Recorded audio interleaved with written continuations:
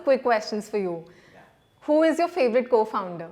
Well, that's an unfair question. All our founders are very special, but I've spent a lot of time working with Ashish, Pramath, and Sanjeev, whom I've come to know very well, and I think each of them is very special in their own ways.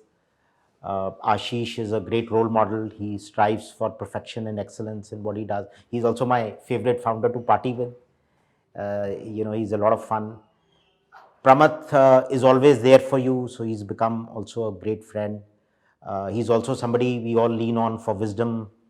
Uh, Sanjeev is extremely large hearted, and he also has a very high moral compass and brings strong governance. So each of them is very special in their own ways. I mean, I wish I get to know more founders, and that's perhaps what I'll do in the next few years or so. But it's just a outstanding and amazing group of people to work with. Great. What is your most cherished memory of Ashoka University? Well, if I look at a broad period of time, then my role as the founding pro VC was extremely memorable, and memorable because we built a very good team. I feel the motivation of people, the way they stand for the institution, just building that team and getting the institution up the ground has been very inspiring. It's, I think, been one of the best roles, but best periods of professional life I've had. And if there's one moment which sort of captures that, it was the graduation of our undergraduate convocation, the convocation of our undergraduate, the founding undergraduate class in 2017. So they joined in 2014, and so walking them through that whole journey, and then they're graduating. Uh, that was a very, very special day and a special moment in my memory of Ashoka. I'm sure. What is a hurdle that really took away your sleep? Well, lots of them, lots of them, and I can narrate probably three, four. So when we were allotted this land from the government for almost 10 months, there was an agitation. There was a farmer agitation going on because farmers wanted more for their land from the government.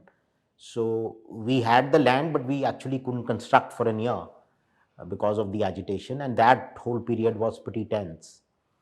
Then in 2013, a year before Ashoka opened, we had our government inspection. I remember the lead up to that 2 months was extremely tense because we were just not ready. We were just building at a very fast pace.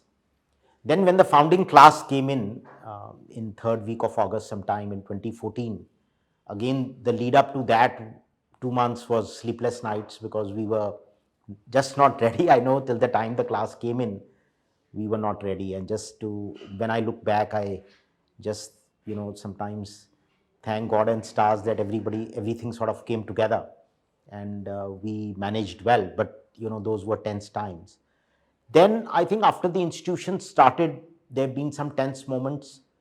I particularly felt very tense in dealing with bad press. There have been two, three occasions when we've got some bad press for various reasons, and dealing with that, and how people are responding. And I just realized that was something a lot of us were not just prepared to deal with. And also you realize that it's not in your control, that narrative is not in your control, and often that narrative is also false. And the way people are lapping up to it and commenting and re-commenting, I think that whole thing is, I found, very difficult to deal with. So those have been some tense moments in building Ashoka. Okay. What was the decision on the name Ashoka? So we, for a long time, were wondering what to name the university, and we had a small team by that time. And I remember this meeting. It was in the Oberoi, and Pramath and I were together, and the team. We were meeting the team, and they started to. We said, "Look, we have to now nail the name. It's been too long. We've been operating without a name. So today's meeting, we will nail it." And the team came with a long list. I don't even remember. There was a long list of names they came with. and one of them was Ashoka. And when they mentioned Ashoka, we sort of mulled over it. And but I do remember spontaneously, even in that meeting, it's that name seemed to call on us. Ashoka as an idea, even in India, represents modern thought, yet it is a symbol for pride for India. Uh, it also represents good governance, it represents peace. So I think from every dimension that we sort of looked at, it's very Indian, it's very Indian.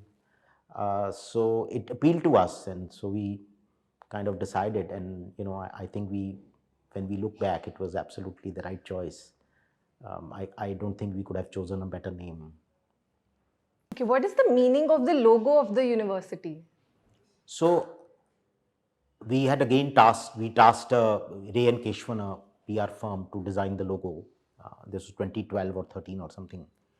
And the ancient Greeks, and I was talking the origin of liberal arts, and the ancient Greeks had sort of 7 liberal arts, which were represented in 7 rings, concentric rings in a circle.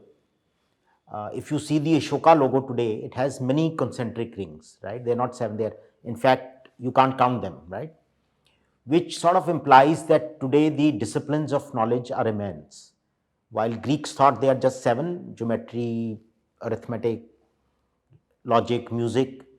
Today, literally, you can't count the concentric circles of knowledge.